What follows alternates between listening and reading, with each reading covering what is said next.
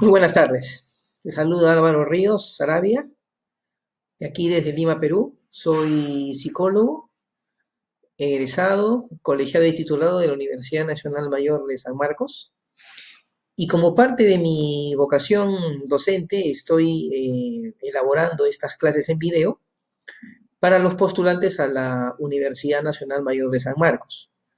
La idea es hacer un conjunto de videos desarrollando el prospecto de admisión de la universidad de la que yo he sido alumno, mi alma mater,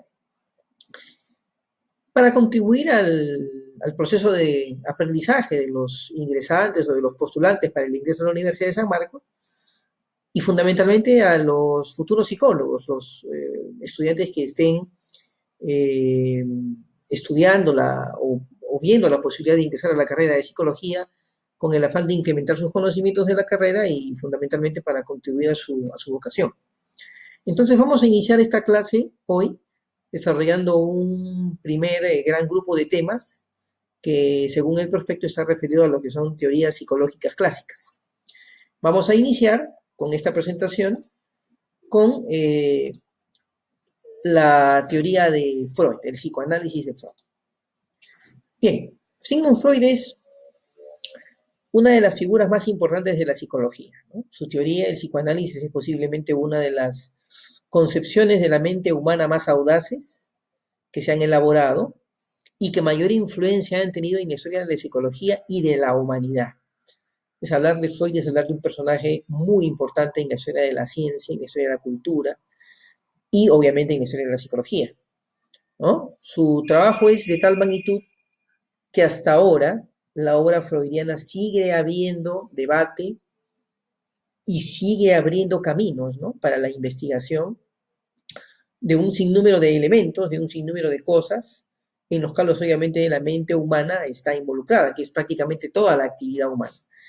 El mérito de Freud es haber inaugurado un nuevo campo, ¿no?, de investigación científica, ¿no?, que en este caso es la mente inconsciente, y todo el desarrollo posterior va a tener como base este hallazgo, que es, digamos, el hallazgo fundamental de Freud y que de alguna manera define a la teoría psicoanalítica.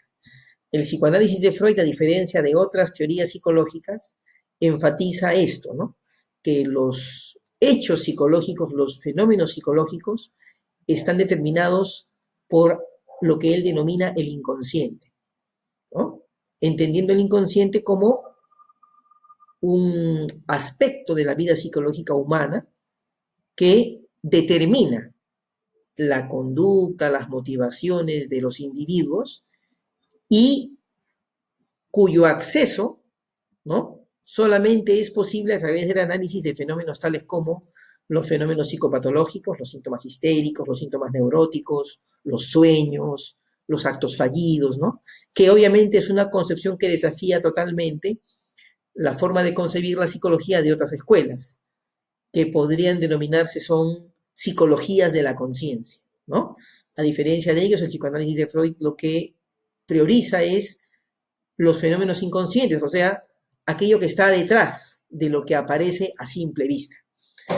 Digamos, para resumir esta primera parte, a diferencia de otras escuelas, el psicoanálisis entiende que para la interpretación y la correcta concepción de los fenómenos de la mente, los fenómenos psicológicos, no podemos atenernos solamente a los hechos observables, sino a lo que están fundamentando los mismos, que según la concepción freudiana tendrían pues una determinación inconsciente, ¿no?, algo que está más allá de la conciencia. Bien, él es Sigmund Freud, vamos a hacer una breve referencia biográfica de él. Freud nace en Moravia. Moravia es una pequeña localidad dentro de lo que es hoy la República Checa, ¿no? La nacionalidad de Freud era austrohúngara. En esa época existía un país que se llamaba el Imperio Austrohúngaro, y Freud nace ahí, nace en Moravia en el año 1856, un día 6 de mayo como hoy que estamos haciendo esta clase, y es un hombre de ascendencia judía, ¿no? Este hecho es importante porque su ascendencia judía va a marcar profundamente su obra. siempre debemos tener presente que en Europa, en la Europa de aquellas épocas, estamos hablando de Europa del siglo XIX, el antisemitismo era una actitud muy difundida entre todos los países europeos. Y esto se manifestaba como una discriminación, ¿no?, a las personas que tenían ascendencia o raíces judías.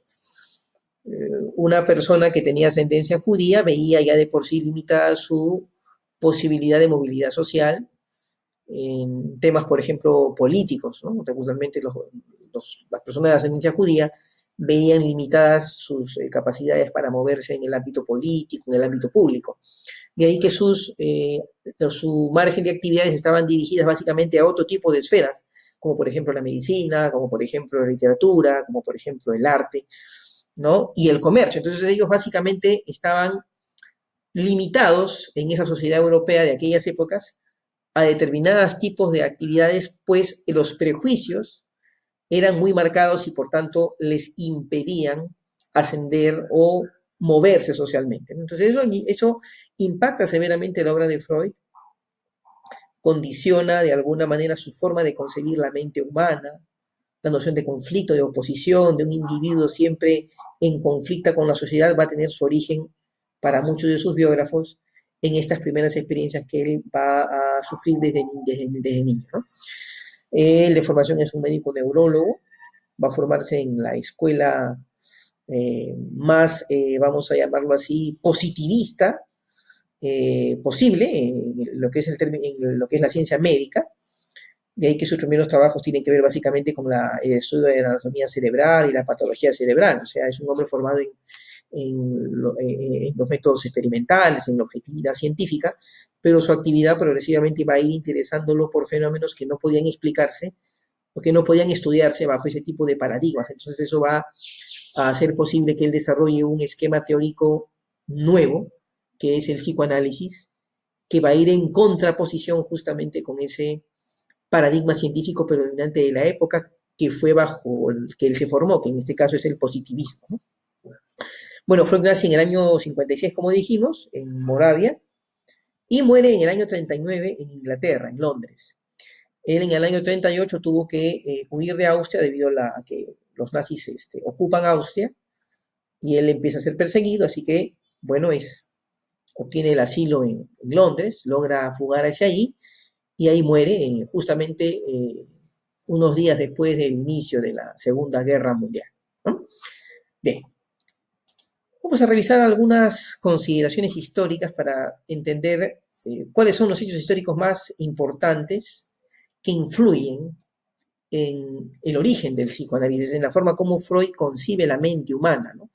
Ustedes saben que toda teoría tiene fuentes, o sea, se nutre de experiencias, de hechos concretos que van a marcar su forma de ser, su forma de concebirse, ¿no? Entonces, hemos reseñado estas fuentes que consideramos son las más importantes para entender el origen del psicoanálisis, ¿no? Hacemos referencia, obviamente, a sus históricos, no a temas teóricos, porque obviamente si hablamos de fuentes teóricas del psicoanálisis, teníamos que hacer referencia, pues, a fuentes filosóficas, ¿no? Y científicas. Aquí vamos a enfatizar básicamente sus históricos, con los cuales vamos a tocar algunas de estas cosas, pero de manera muy tangencial. Bueno, en primer lugar vamos a hablar de la segunda revolución industrial, que es el contexto económico, social, en el cual Freud va a elaborar su teoría. La segunda revolución industrial es un periodo en el cual el mundo va a experimentar un profundo cambio a nivel tecnológico, producto de la introducción del carbón, el petróleo y la electricidad en la producción. Y esto origina no solamente un rápido cambio de usos y costumbres en el mundo, con nuevas tecnologías, nuevas herramientas, nuevas maquinarias que van a incrementar la producción a niveles nunca vistos antes, sino fundamentalmente en la forma como se va a concebir el mundo, ¿no? Las máquinas industriales de esa época van a dar a la ciencia un paradigma objetivo sobre el cual concebir todos los fenómenos de la naturaleza. El cuerpo humano, las plantas, en fin, todo aquello que pueda ser objeto de estudio científico va a empezar a verse bajo el modelo de las máquinas que en esa época de la historia van a empezar a cobrar una mayor importancia en la vida del hombre. De ahí que el cuerpo humano, por ejemplo, va a empezar a ser visto como un conjunto de partes o elementos que contribuyen o que se organizan como un sistema, ¿no? Que produce la vida, ¿no? Entonces, todo va a empezar a concebirse bajo ese modelo, incluso la mente, ¿no? Freud va a, obviamente, estar influido por ese espíritu de la época y lo va a llevar, perdón, a concebir a la mente como un conjunto de procesos, de sistemas que se ponen en juego y que permiten explicar fenómenos muy complejos, desde los actos fallidos y los sueños hasta fenómenos psicopatológicos o creaciones artísticas. Entonces, la mente humana, bajo este modelo, bajo el modelo freudiano, bajo el modelo del psicoanálisis, es concebida así, como un juego de fuerzas, como un conjunto de dinamismos que ponen en juego procesos, que ponen en juego sistemas y que dan origen a los fenómenos psicológicos. Entonces, eso va a venir de ese contexto histórico que es la segunda revolución industrial. Esa forma de concebir la mente viene de esa época histórica que a Freud le tocó vivir. Otro hecho histórico importante para entender los orígenes del psicoanálisis es la Primera Guerra Mundial. Como ustedes sabrán, la Primera Guerra Mundial fue el primer conflicto bélico a escala mundial que impacta básicamente por el uso de la tecnología en la guerra, ¿no? Entonces, en el mundo, hasta esa época, nunca la guerra había marcado una cantidad de muertes tan grande como la Primera Guerra Mundial generó, ¿no? El uso del tanque, el uso de los gases venenosos, el uso de la aviación, incrementan la cantidad de muerte y la rapidez con que la gente muere, generando pues obviamente una gran desolación en la sociedad, el que cambie un poco, ¿no? La forma como se concebía el combate y la vida, ¿no? De pronto saber que millones de personas o miles de personas o miles de personas podían morir en un día de batalla era algo que no encontraba parangón, ¿no? En otro momento de la historia. Entonces pone en cuestionamiento un sinnúmero de cosas, ¿no? El valor de la vida, ¿no? Y obviamente Freud, en lo personal, se ve particularmente impactado por este hecho, pues pierde en él, en la Primera Guerra Mundial, a sus hijos mayores, ¿no? Entonces eso impacta en su concepción también de los seres humanos, ¿no? De las motivaciones humanas fundamentalmente, ¿no?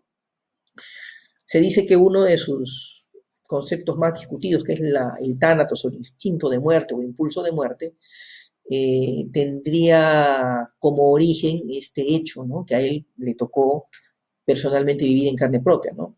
Eh, Como los seres humanos pueden estar impulsados por el sadismo, ¿no? Por la violencia, ¿no? Y obviamente eso tiene como fuente este hecho histórico tan importante como fue la Primera Guerra Mundial. Bueno, luego tenemos el periodo de entreguerras, ¿no? Que es el periodo que abarca desde el término de la Primera Guerra Mundial, que es 1918, hasta el año 1939, que es el inicio de la Segunda Guerra Mundial. En este periodo de la historia se dan muchos fenómenos históricos importantes, ¿no? El ascenso del fascismo, la Revolución Rusa, que casi es algo que se da al mismo tiempo que el fin de la Segunda Guerra Mundial, el ascenso económico de los Estados Unidos como potencia, ¿no? Primera potencia mundial, que marca un profundo cambio en las costumbres, los usos, los valores de la gente, de la sociedad europea fundamentalmente, ¿no? Donde el consumismo, donde la inmediatez de la vida, ¿no? Donde el goce, el placer van a empezar a marcarse como algo ya muy distinto a cómo se concebía en épocas anteriores, ¿no? Como la producción en masa, por ejemplo, va a hacer que la gente goce de los objetos con mucha mayor amplitud y facilidad que antes, y que va a cambiar definitivamente la forma como la vida se concibe. Entonces, ¿por qué es importante señalar esto? Porque este marco histórico que se produce en ese periodo de 20 años aproximadamente, va a cambiar muchos valores en la gente, ¿no? Tabúes, la moralidad antigua va a empezar a ser cuestionada y es ahí donde las ideas freudianas, puntualmente las primeras que tenían que ver con la represión sexual, por ejemplo, ¿no? Para explicar los fenómenos histéricos, van a obtener un caldo de cultivo importante, porque las ideas de Freud van a ser aceptadas en ese contexto. No podían ser aceptadas en un contexto anterior, porque obviamente el mundo era muy conservador. En cambio, en esta época el mundo deja poco a poco de ser conservador, se convierte en un mundo más liberal. Y por tanto las ideas freudianas, que son ideas pues revolucionarias, ideas que cuestionan, ¿no?, los valores, las costumbres antiguas, pues tienen un campo fértil, vamos a llamarlo así, para que puedan aflorar, ¿no? De ahí que el periodo de entreguerra sea un hecho histórico importante para comprender por qué se origina, surge y se consolida el psicoanálisis, ¿no? Bueno, otro aspecto importante, el desarrollo científico, ¿no?, bajo el influjo del positivismo. Esto es muy importante señalarlo, porque yo les señalaba al inicio que el psicoanálisis, a diferencia de otras psicologías, ¿no?, es una psicología en la que, por ejemplo, el fundamento se busca en algo que Freud llama el inconsciente. ¿Por qué es importante señalar esto? Porque el paradigma positivista de la época, ¿no?, entendía que toda teoría científica debía ser elaborada en base a hechos objetivos. Los conocimientos debían ser obtenidos idealmente a través de la experimentación. Y la psicología en sus inicios, ¿no?, recordemos, la psicología surge científicamente en el año 1879, cuando Wilhelm Wundt crea el primer laboratorio de psicología experimental en la Universidad de Leipzig. Entonces, esta corriente psicológica que él forma, esa escuela que se llamó estructuralismo, buscaba estudiar la conciencia bajo métodos científicos, bajo métodos experimentales, ¿no? Quienes van a desafiar un poco esto van a ser los Gestalt, pero los Gestalt, a pesar del desafío, mantienen el método de investigación, la experimentación. El conductismo igual, ¿no? Watson, en Estados Unidos, concibe que se puede estudiar la mente bajo la experimentación, bajo procedimientos, vamos a llamarlo así, objetivos. Bueno, Freud va a desafiar eso. Freud va a formarse bajo esos modelos, pero sus investigaciones clínicas van a ir llevándolo un poco más allá, van a ir llevándolo a trascender ese modelo, porque va a entender que esos modelos no podían, no permitían un estudio adecuado de estos fenómenos que él empezaba a descubrir y que no podían pues ajustarse a esos métodos de estudio, ¿no? Y finalmente la era victoriana lo he puesto al final, no porque no sea la más importante, sino porque es posiblemente la más antigua como hecho histórico. Como vamos a explicar más adelante, Freud inicia sus investigaciones y sus primeros descubrimientos que van a dar lugar al psicoanálisis explicando fenómenos histéricos. Y él va descubriendo en el análisis de sus pacientes, en el tratamiento de sus pacientes, que el fundamento de los mismos era la represión sexual. ¿Y por qué señalar esto? Porque la era victoriana es el periodo que se concibe como el periodo del auge de Inglaterra como potencia mundial, ¿no? Inglaterra es potencia hegemónica mundial entre el siglo XVIII y siglo XIX, incluyendo incluso parte del siglo XX. Esa hegemonía hacía que sus costumbres, sus usos referidos, por ejemplo, a la sexualidad, a la crianza, a la religiosidad inclusive, influyeran en muchos pueblos del mundo, incluyendo Europa, ¿no?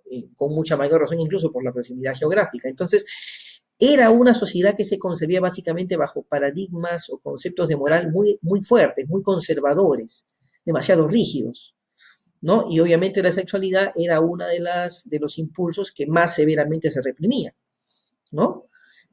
Freud descubre que en la base de los síntomas histéricos que eran muy frecuentes en aquella época, en la base podía encontrarse esa represión sexual, el que las personas no podían experimentar y expresar abiertamente o de manera menos represiva su sexualidad. Entonces, sus descubrimientos van a ir a contradecir, ¿no?, esa moral de la era victoriana, pero su origen, o sea, la forma como el psicoanálisis va a ir estructurándose, tiene que ver justamente con ese modelo de sociedad, ¿no? La sociedad que Freud encuentra cuando empieza a hacer sus investigaciones con sus primeros pacientes es una sociedad marcada por ese tipo de parámetros, ¿no? Donde la sexualidad era fuertemente reprimida, donde la crianza era muy rígida, y él va a descubrir que esos modelos de crianza, esas costumbres, esa moralidad sexual, podían no ser tan conveniente para conservar, para lograr el equilibrio, la salud mental de los individuos, ¿no? Bien, esto como una suerte de recuento para tener una idea de dónde vienen las concepciones freudianas entendidas como hechos históricos que pudieron impactar y obviamente influyeron decisivamente en el surgimiento de esta teoría psicológica. Bueno, esto va a ser un breve viaje, vamos a llamarlo así, sobre cómo fue que Freud fue elaborando su concepción del psicoanálisis, ¿no? Freud era un médico neurólogo, como les señalé hace un momento. Sus primeros estudios eran referidos básicamente a patología cerebral, a alteraciones nerviosas que podían explicarse a través de alteración de los nervios, daño nervioso, pero más o menos a partir de la década de 1880 empieza a interesarse por un tipo de fenómenos muy particulares y frecuentes en Europa de aquella época, que eran los fenómenos histéricos. Pongámonos a pensar por un momento que en una sociedad como esa empezaban a aparecer síntomas que no podían explicarse objetivamente, empíricamente, ¿no? Una mujer joven de pronto que gozaba de muy buena salud decía que no podía mover el brazo, que se le había paralizado las piernas, o que no podía ver, o que había quedado ciega de un ojo, o que no podía hablar, y que cuando se hacían las investigaciones clínicas necesarias, se descubría que no había ningún elemento físico, ninguna patología física que explicara esos síntomas. Entonces la histeria era un fenómeno que no podían comprender los médicos de aquella época. Algunos incluso, debido a esta imposibilidad de comprenderla bajo los modelos que tenían en ese momento, empezaron a creer que los fenómenos histéricos eran simulación y que por tanto los histéricos no tenían realmente problemas, sino que eran personas infantiles que buscaban manipular al médico para convencerlo de lograr algo o obtener algo que no podían obtener de otra manera. La palabra histeria incluso deriva de hister, que significa útero. Entonces se entendía, la concepción de la época era que era un fenómeno típico de mujeres, ¿no? Y esto obviamente va a contradecirse después, porque Freud y otros investigadores van a demostrar que la histeria podía encontrarse también en hombres, ¿no? Entonces, intrigado por este tipo de fenómenos que no podían explicarse bajo los métodos de la época, los métodos científicos de la época, Freud viaja a Francia para estudiar en el Hospital de la Salpêtrière con un médico francés, Eugène Charcot, quien estaba tratando la histeria bajo un método científicamente cuestionado, ¿no? Que es la hipnosis. La hipnosis es un método mediante el cual se induce al sujeto a un estado de conciencia alterado, bajo el cual está bajo el influjo del hipnotizador. O sea, en otras palabras, sumiendo a una persona en estado hipnótico se le pueden dar órdenes para que haga cosas de las cuales no tiene conciencia porque las hizo. Y Charcot está usando ese método en el tratamiento de pacientes histéricas. Bueno, Freud lo visita, va a hacer una pasantía, vamos a llamarlo así, a este hospital, se nutre de los conocimientos de Charcot, aprende el método hipnótico, ¿no? Y regresa a Viena para aplicarlo a los pacientes que él poco a poco empezó a ver, ¿no? Entonces le fascinó este tema de la hipnosis porque, para empezar, era un método obviamente muy poco conocido, y si bien es cierto, Freud lo aprendió, se reconoció finalmente después de mucho tiempo que él no era realmente un buen hipnotizador, le gustaba mucho sumir a la gente en la hipnosis. Entonces, si bien es cierto, cuando está en Francia desarrolla estas habilidades, regresa a Austria, a Viena, y pone en práctica estos conocimientos, pero no obtiene los resultados deseados, ¿no? Que ya desde Charcot se veía. O sea, Charcot podía, sumiendo en hipnosis a una histérica, ordenarle que ya no haga los síntomas o que no tenga los síntomas, pero estos luego volvían, ¿no? Entonces, en el año 95, 1895, junto con un médico austriaco de Viena, también judío como él, Joseph Breuer, escriben un libro que se llama Estudios sobre la histeria. Breuer había desarrollado un método especial. También utilizaba la hipnosis, pero en lugar de darle órdenes a los pacientes para que dejen de tener los síntomas, lo que hacía era sumirlos en un estado hipnótico e inducirlos a que rememoricen, ¿no? O recuerden un incidente que originó los síntomas. Entonces, Breuer va a encontrar, producto de esas investigaciones, que los síntomas eran algo así como reminiscencias o recuerdos de experiencias traumáticos que los pacientes o las pacientes habían tenido y que habían olvidado por completo.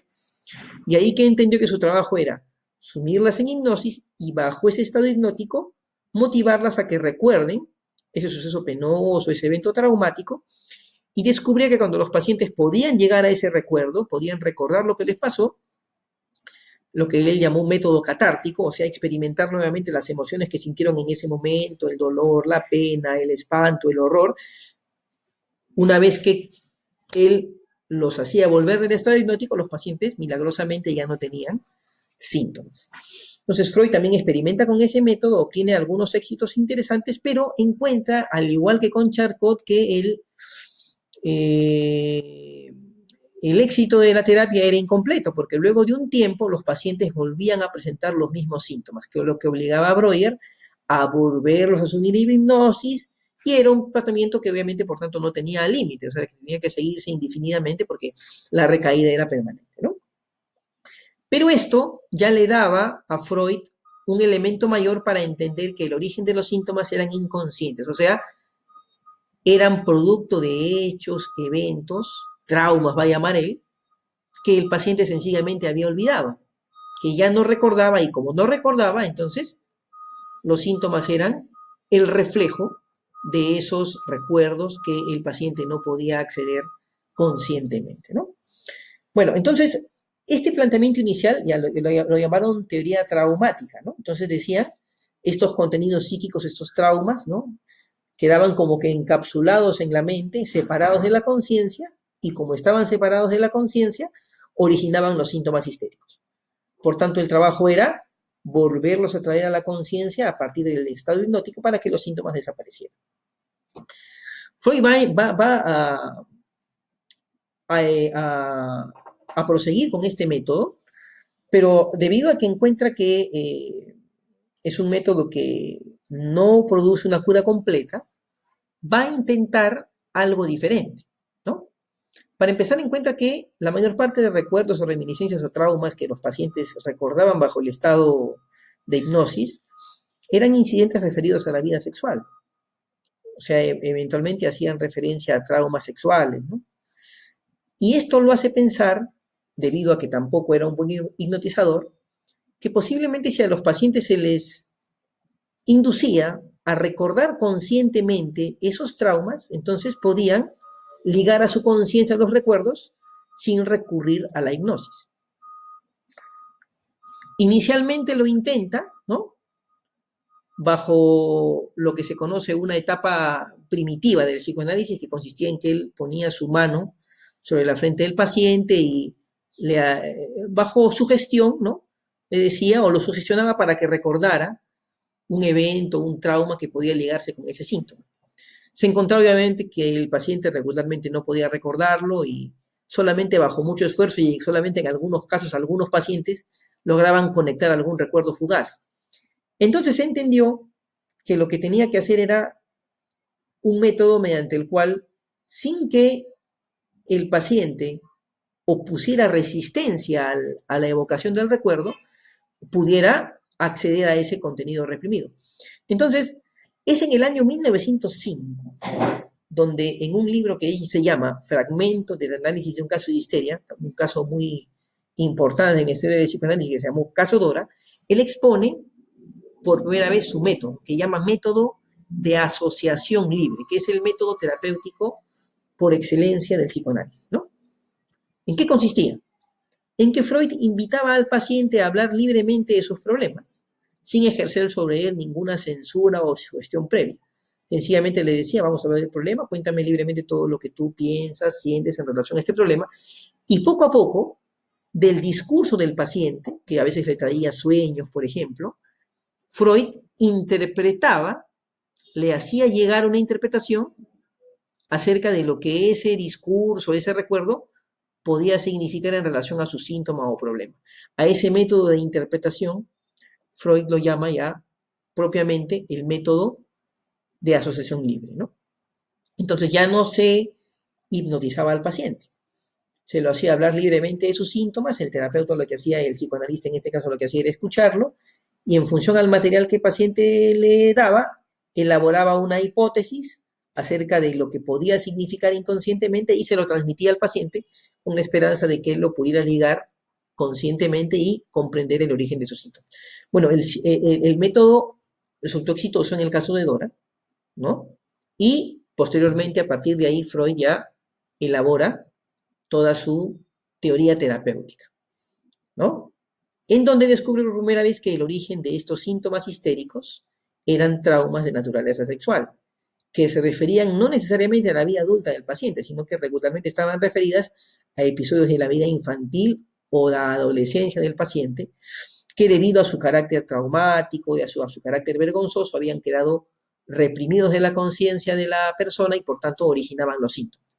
En la medida en que el paciente podía acceder a esos recuerdos de manera consciente, mediante la asociación libre, quedaba liberado de sus síntomas de tal manera que ya no había recaída, sino que el paciente se recuperaba completamente, pues al no usarse la hipnosis, el paciente en todo momento estaba plenamente consciente del origen de sus síntomas histéricos. Entonces, esta es un poco la forma como Freud fue elaborando su teoría.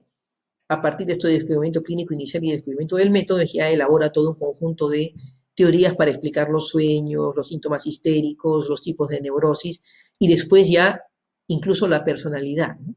Que va a ser el culmen, el punto culminante de su teoría psicoanalítica. Entonces ya aquí hablamos de la teoría psicoanalítica, o sea, el cuerpo de teorías, conceptos, postulados sobre los cuales Freud explica la mente humana. Les señalaba al inicio que, según Freud, el psicoanálisis debe entenderse como. Hay tres formas de entender la palabra psicoanálisis, ¿no? Es ante todo un método psicoterapéutico, que hemos descrito hace un momento de cómo se originó. Una forma de tratar, en este caso, neurosis, ¿no? Es, en segundo punto, una teoría de la personalidad, o sea, una teoría de la mente. Es una forma como Freud concibe la mente humana. Inicialmente bajo el modelo del conflicto, ¿no? Y posteriormente bajo el modelo adaptativo, genético, que vamos a ver más adelante, que significa que concibe la mente como un conjunto de sistemas, ¿no? Que se ponen en juego para enfrentar a la realidad.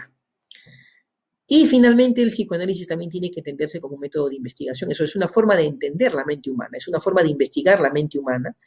Y no solamente la mente humana, yo te explicaba hace un momento que el psicoanálisis tiene una influencia grande, no solamente en la psicología, sino en realmente muchas disciplinas humanas.